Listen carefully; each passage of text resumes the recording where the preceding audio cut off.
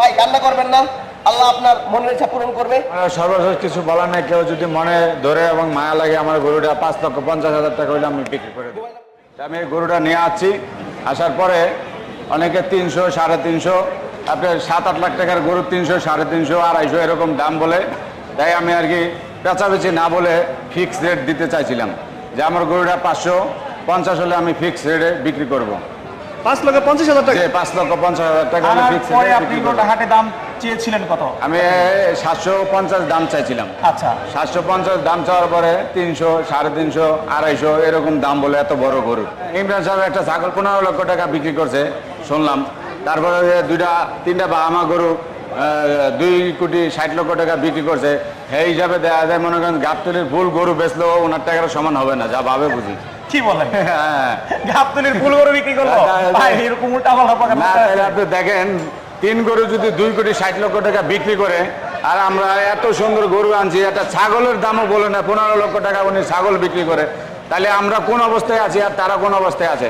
তারা খামার থেকে গরু বিক্রি করে বাজারে এমন ড্যাম ফালায় যে আরো ছোট খামারে যারা আছে এবং ছোট কৃষক যারা আছে তারা যেন না টিকতে পারে, তারা আমাদেরকে মনে করেন উল্টা ফুল্টা পেঁচে ফালাইয়া তারা ওই হাটের থেকে কম দামে গরুগুলা কিনে নিয়ে যায়।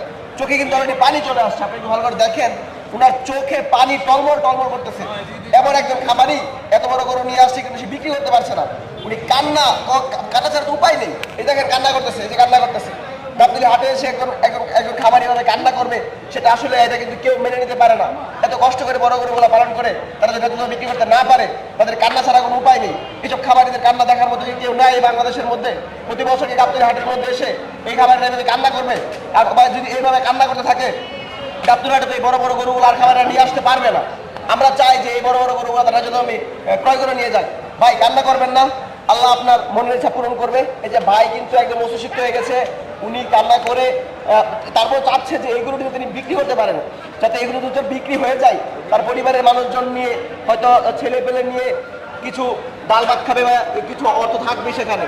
কিন্তু যদি এটাও না হয়, এইসব খামারিদের জায়গা আসলে কোথায় হবে? আপনি একটু ভালো করে বলে এইসব খামারিদের জায়গাটা কোথায় হবে? তারা তো নিঃস্ব হয়ে যাবে এরকম যদি মানে এই গরুগুলো বিক্রি করতে না পারে। ভাই সর্বশেষ কি বলার আছে আর বলেন? আমার সর্বশেষ কিছু বলার নেই, কেউ যদি মনে ধরে এবং মায়া লাগে আমার গরুটা 5,50,000 টাকা হইলে আমি বিক্রি করে দেবো। মোবাইল নাম্বারটা বলে দেন। 019256127006। আচ্ছা, আমরা নাম্বারটা দিয়ে দিব। অবশ্যই হৃদয়বান ক্রেতা যারা আছেন, আমরা চাইবো যে আজকের মধ্যেই এবং রাতের মধ্যে আপনারা এই বড় গরুটি বাড়ির কাছ থেকে সংগ্রহ করুন।